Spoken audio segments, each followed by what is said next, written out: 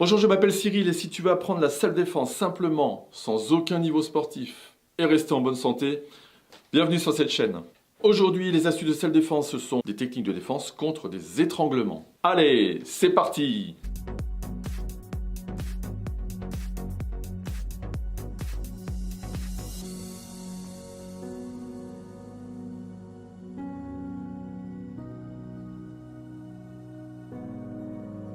Alors généralement, un étranglement vient dans une poussée classique en cas d'intimidation ou d'agression. Dans la prochaine vidéo que vous allez voir là juste après, je vous montre comment on peut réagir par rapport à une poussée violente aux épaules pour pouvoir prendre un petit peu de distance et pouvoir dégrafer un des bras extérieurs, que ce soit à droite à gauche. Si mes souvenirs sont bons dans la vidéo, c'est à gauche.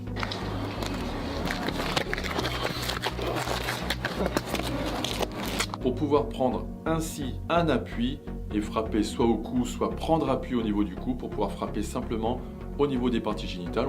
On peut aussi frapper au niveau du tibia, ça marche aussi.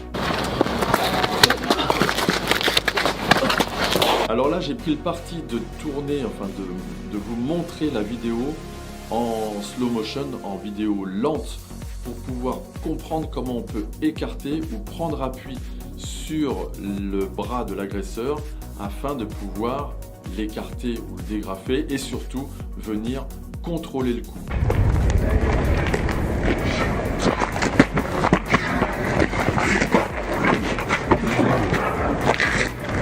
Alors quand je dis contrôler le coup, évidemment ça peut être un appui, mais ça peut être aussi une frappe pour justement générer à la fin une frappe génitale ou une frappe dans les tibias.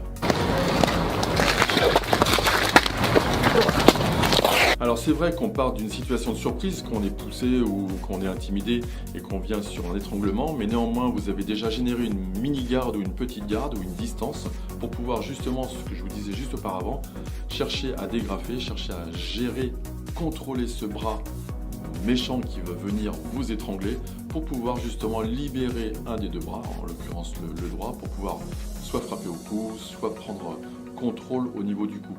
Les parties molles, le cou, sont très intéressantes en self-défense parce que même pour les plus costauds qui s'entraînent dans les salles, pour muscler un cou, il faut vraiment avoir un coup de taureau et quand bien même, vous avez des surfaces, des intermembranes, des membranes intermusculaires qui sont très faciles à choquer ou à venir pénétrer, soit avec un doigt, etc. Donc pensez au cou, ainsi avec cette fragilisation, vous allez pouvoir frapper, asséner un coup de pied qui va en plus échapper au champ visuel de votre agresseur. Je vous conseille de répéter les mouvements chez vous. 1, 2, frappe avec le pied, etc. Amusez-vous, gardez un timing et vous allez voir, ça passe tout seul.